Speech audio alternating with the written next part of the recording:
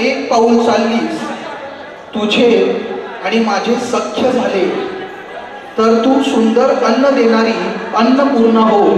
दुसरं वचन, तू माझ्यासोबत 2 पावले चाललीस, माझे बळ वाढवणारी हो. आपण धैर्य आणि सामर्थ्य ठेवून कुटुंबातील आनंद संरक्षित ठेवू. तिसरे वचन, तू माझ्यासोबत 3 पावले चाललीस, तर तू धन प्राप्त करून देणारी हो. आपण दोघे संपत्ती व ज्ञानाची समृद्धी करू.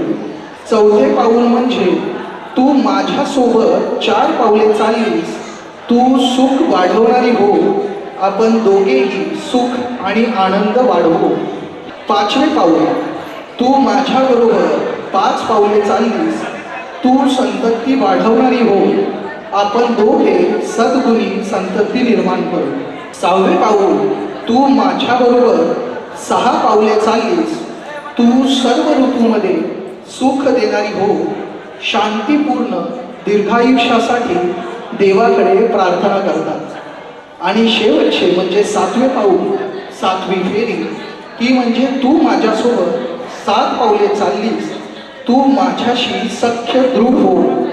आपल्या कुटुंबाचे सुख दुःख आपण आपल्या हृदयात जतन करून ठेवू. असे पवित्र 7 वचनं या 7 फेऱ्यांमध्ये नववधू आणि नववर एकमेकांना देऊन आपल्या आयुष्याची सुरुवात करतात.